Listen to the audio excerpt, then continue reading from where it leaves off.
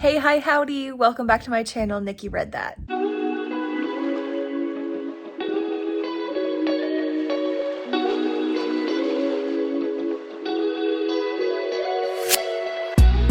So today, if you hear pounding out there, now it's gone, of course. They're doing like some construction at a couple houses down. I don't really know what's going on. It's annoying. I apologize. So today I'm going to be starting You by Caroline Kepnes. I'm going to be vlogging my experience while reading this book because it is an older book. I feel that I can speak to everything happening in there and I don't necessarily have to warn about spoilers. This will be spoiler filled just because it is such an old book. There's a TV series or a Netflix series, and I don't necessarily feel that I have to be super careful about that. So I hope that's okay. Just know that this is going to be spoilery, and I hope that doesn't bother anybody. So I chose this as my book for the Bookish Scavenger Hunt that I did yesterday, and it's up on my channel now if you haven't seen it. But this is the result that I got from that. And I have not read it, obviously. I did read the first chapter of this when I did Try Some Wine Thriller Edition. This was months ago. I do remember parts about the first chapter, but I don't remember a lot. And I remember being kind of creeped out by it and definitely uncomfortable with the Insta obsession that Joe, our main male character, has for, I think they call her Beck, but I don't recall what her actual full name is. I think Beck is her last name. But anyway, I don't really recall much other than the fact that my overall feeling was kind of uncomfortable. So I do look forward to continuing with this. I will be rereading the first chapter because I don't recall a lot of what happened. But yeah, so I'm going to look now for the audiobook at my library to borrow, and I'll update when I have updates. I don't necessarily have a ton of time today to read. I go to work here probably in the next 30 minutes, so I'll start reading, and then after work I'll probably have some time to do some reading as well. But yeah, so this is the start of my You reading vlog, and I hope you guys come along on this journey with me and see what we think of You by Caroline Kepnes. So I'll come back with an update when I have one. All right, talk soon. Hello. So I am back from work. It is now almost 4 o'clock. And I read some of You on my trip to work and then on my trip home from work. And I'm on page 59. So I got that far, which isn't too bad. I'm on chapter 8. Do I have a lot to say about what's going on? Not really. It's very creepy. It's very uncomfortable. The way that Joe stalks Beck, and he has acquired her phone from when he saved her from falling at the train station or something like that. And she and him took the same cab back to her place to drop her off or whatever. And he took her phone. So she got a new phone and thought that her phone was gone forever, and he has access to all of her information. He's screenshotting her passwords, he's reading her emails, he is just obsessed. And I don't know, I can't say that I'm not liking it. I'm just uncomfortable with all of it. He's very disgusting. And I don't necessarily know where it's going. I have a feeling he's gonna kidnap her or something and keep him for himself, because she's seeing somebody named Benji at the moment, and he's seeing Benji is seeing somebody on the side, is kind of what Joe has seen or heard or something. I'm not sure how he knows that or if I missed it. But so now he's well, he doesn't love her, he doesn't appreciate her, and he keeps talking about how she's not telling her friends about him, and she's not She's quote unquote not interested in him. Sorry, Nuke wants to come in. So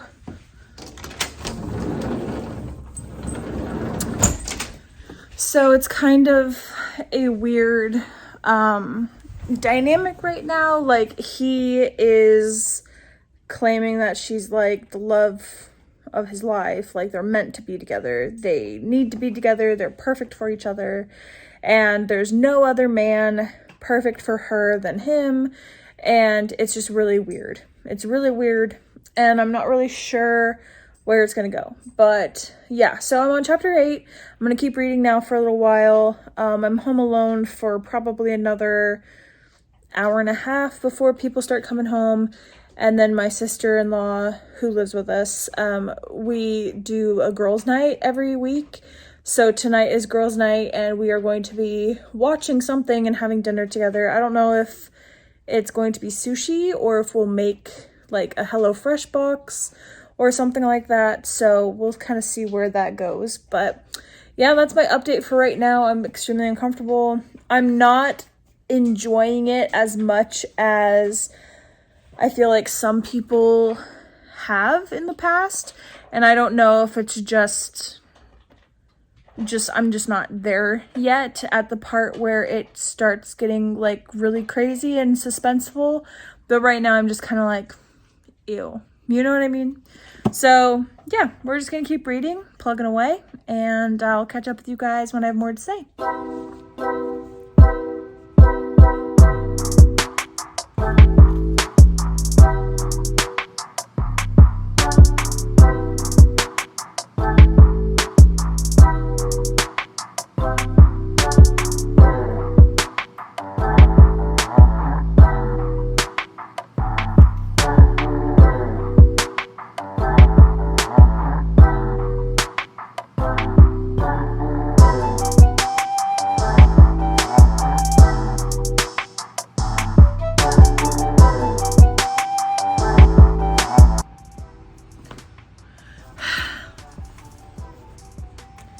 So Beck just sent Joe a text and says, "Hey, up early, no idea why. What are we doing tonight, smiley face?" Benji barks, "Is that Beck? Joe, if that's all you want, she's all yours. We've been through this. About an hour after he came to, the fucker recognized me from the cab. So now he thinks he's figured me out. He thinks I'm obsessed with you," which he is, which is weird. "He thinks I trapped him in here because of you.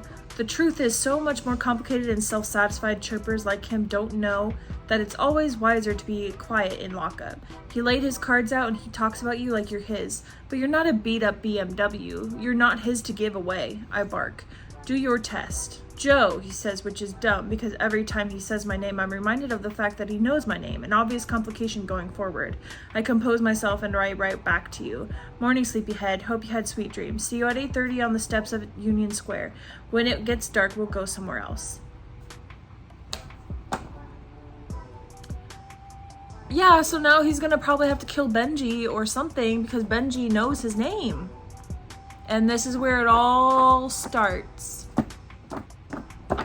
And Benji, like, yes, he put Benji in the cage because Benji was dating, quote unquote, Beck, and Beck wasn't gonna get over him until something like this happened. So now we're just in a huge mess.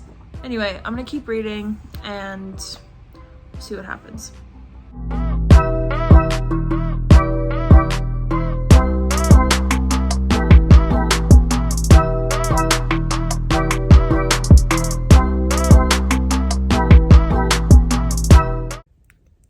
Hello, I'm back with another update. I'm on chapter 15, which is page 144, and I still don't really have a lot to say.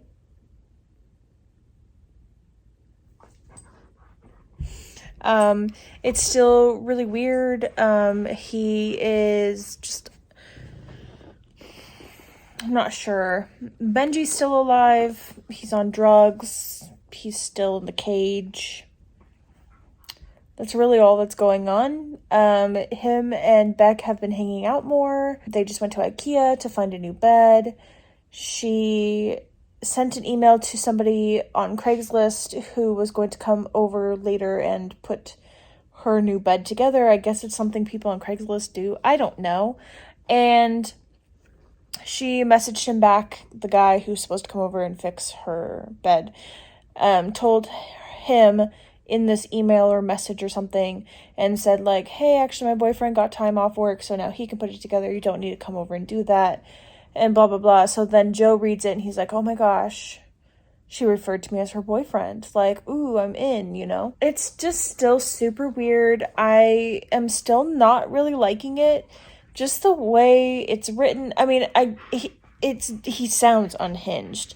Like, that is something that Caroline Kepnes, does really well, is making Joe sound absolutely off his rocker. And I do appreciate that. I am listening to the audiobook as well, and I think that's more helpful to pair the two, because it's sometimes hard to know when he's speaking out loud and when he's like in his head talking to himself.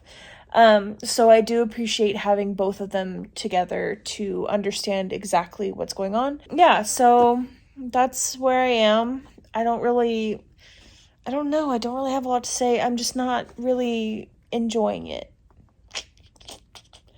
At this rate, I'm pretty sure it's more of like a 3-star with where I'm at with it. It's not groundbreaking. It's not like, I'm not dying to read it. I'm just kind of trying to get it done fast so that I can, get this video up and everything. But yeah, I'm going to keep reading for a little while longer and go from there. Okay, so I am on page 154, chapter 16, and Joe did the damn thing. He called Benji's bluff and gave him some peanut oil in his latte, and apparently Benji was not lying. He is allergic to peanuts and he's dead. So then Joe cremated him, and that's that. So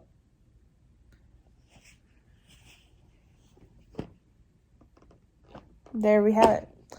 I'm going to keep reading, and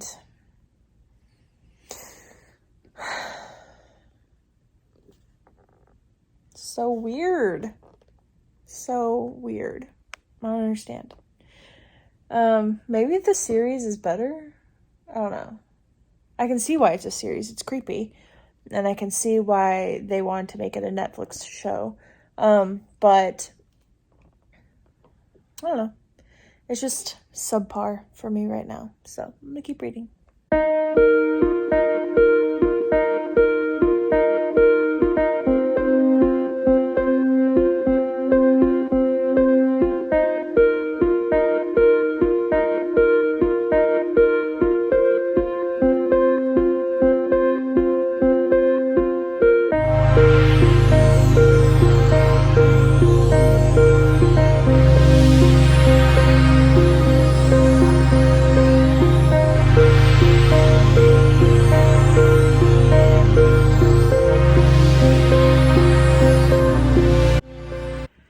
Hello. I am here with a very overdue update. Yesterday I worked and I did some reading on my way there, on my way back, and in the morning I took Nuke to go run at my in-laws since he'd be home by himself. And then after work I went to my parents' house for dinner. So I wasn't really filming too much yesterday. I actually am right there. I have that much left of you, and I'm on page 337. I'm actually almost done with chapter 41, and stuff has happened. Boy, has stuff happened. Joe, there's just so much to catch up on. So I think the last thing I updated was that Benji was dead and that Joe, was still posting from his Twitter and trying to make Beck get over him. And then him and Beck had a moment where they were kind of an item, but not officially. And then Beck told him about how she was going to counseling, and she was seeing someone named Dr. Nikki.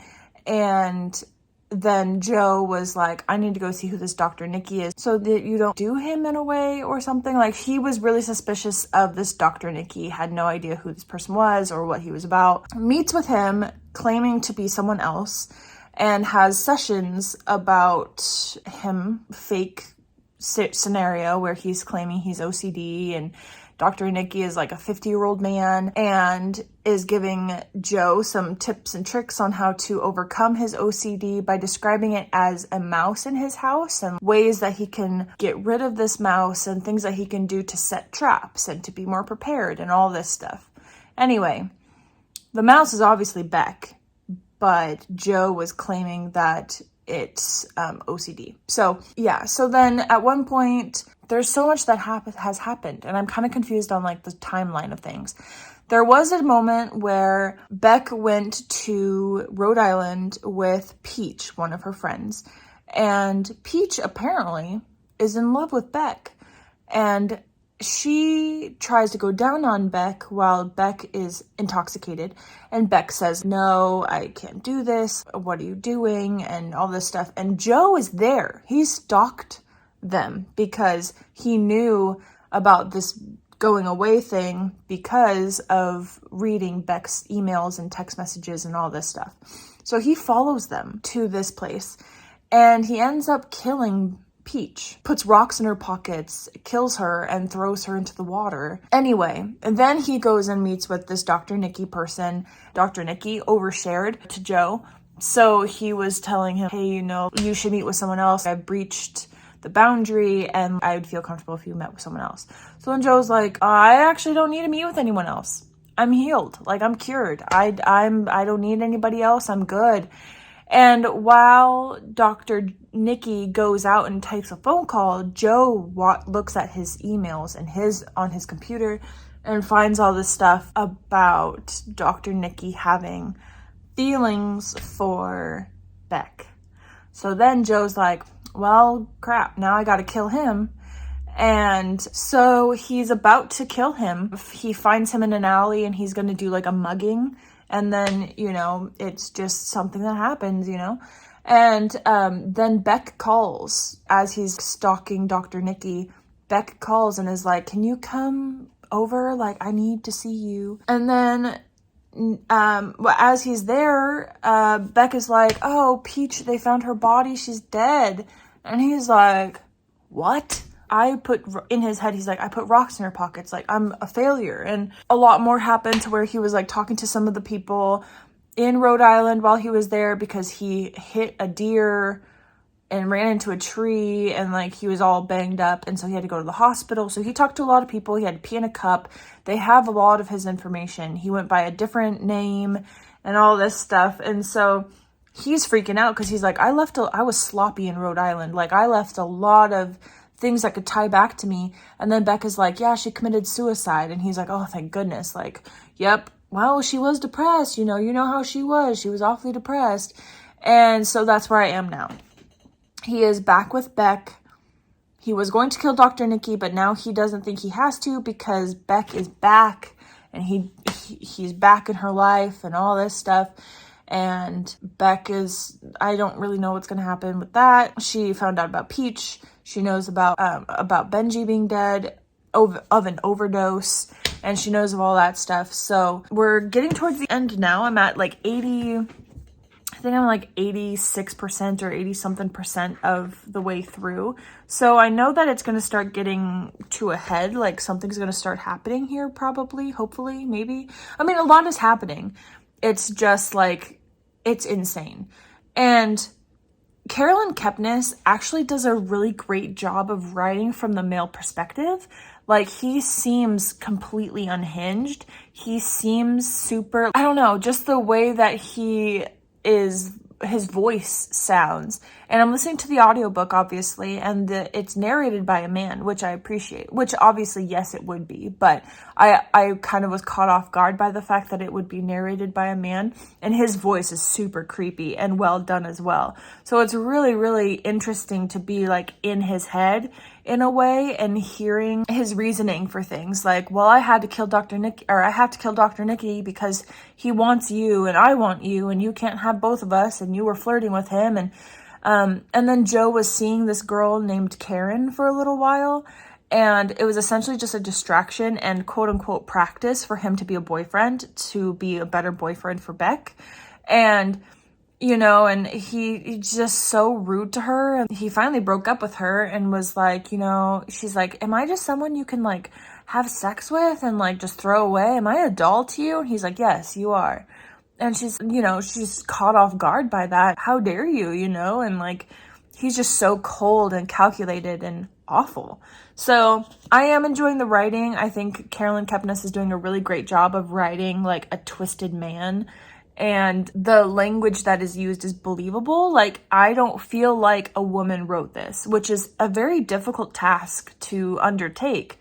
I believe in order to write from the other gender's point of view, you have to be an extremely good writer, because there are other authors out there, I won't mention anyone, but Riley Sager, who writes from the other perspective of the other gender, doesn't do a very good job. Like, I don't feel like I feel as though when I'm reading some of Sager's work, I'll say it, Riley Sager's work, I feel as though I can tell it is a man trying to write a female's perspective. And I feel slightly offended when I read some of his books, just because he's always writing like a damsel in distress, a woman with a lot of issues.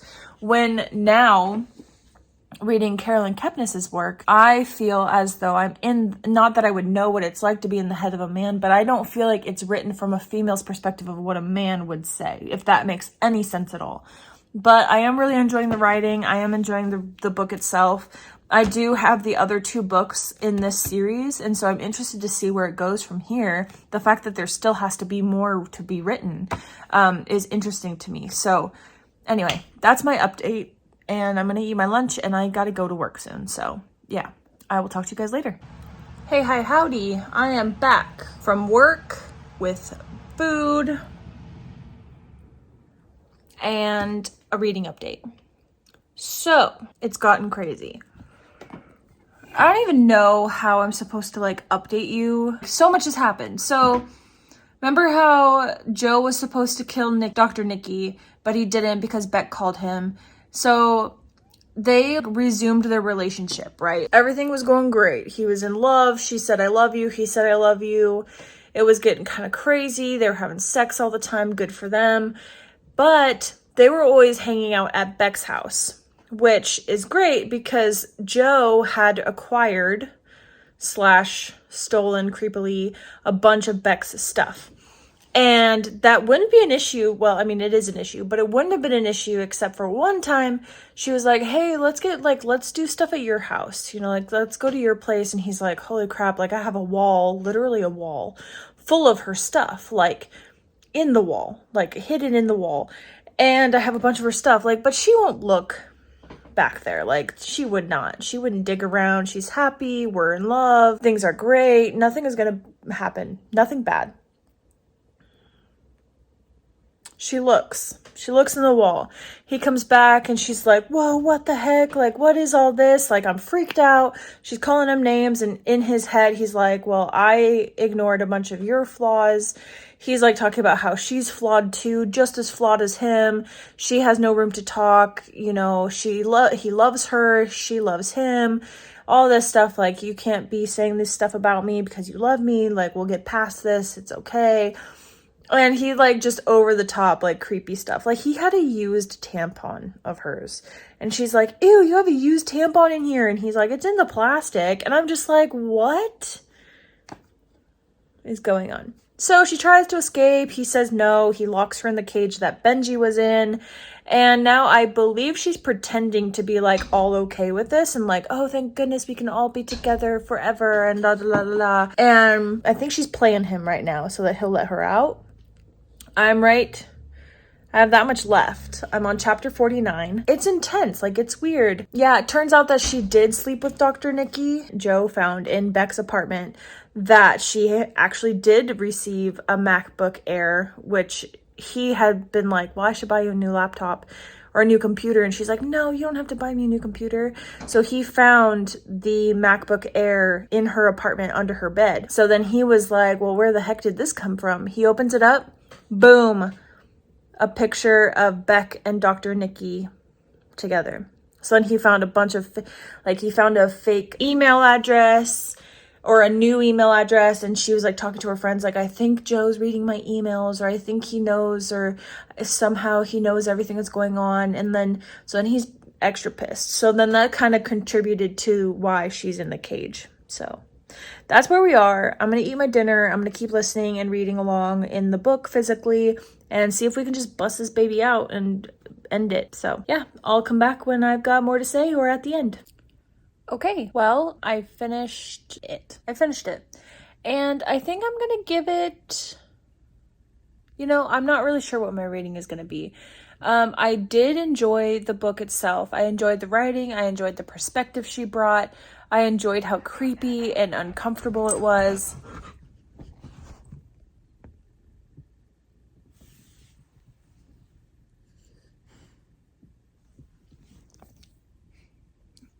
You're in my way. I thought it was really interesting. It kept my attention. This is ridiculous. What? So yeah, I really thought it was good. It held my attention. It kind of made me slightly intrigued to watch the series on Netflix. I don't watch a lot of TV, so I don't know if I'll get into it or anything, but yeah, I'm gonna have to sit with it. I don't know what I'm gonna rate it yet. I don't know if it's a 4 or a 3. Not sure. But yeah, so thus concludes my reading vlog of You by Caroline Kepnes. Sorry that my vlogging skills are lacking. I didn't do a lot this week. I think it's only took me like 3 or 4 days to read, but I didn't do a lot. I just worked. So I listened to it a lot on audio, so I didn't have a lot of footage of me reading. So I apologize about that. But let me know in the comments what you thought of this book, what you rated it, if the series is something that I should get into, whether that be the TV series or the actual physical series. Because like I said, I have the other 3 books. I believe one of them is an arc and the other one I have physically. But anyway, yeah, so thanks for coming on this journey with me as I read You by Caroline Kepnes. This was, again, the book that I chose after the Bookish Scavenger Hunt I did a couple days ago. So I was really pleased with how that turned out. Again, I enjoyed this book. I just don't exactly know what my rating is going to be. But I will catch you guys in my next video very, very soon. See ya!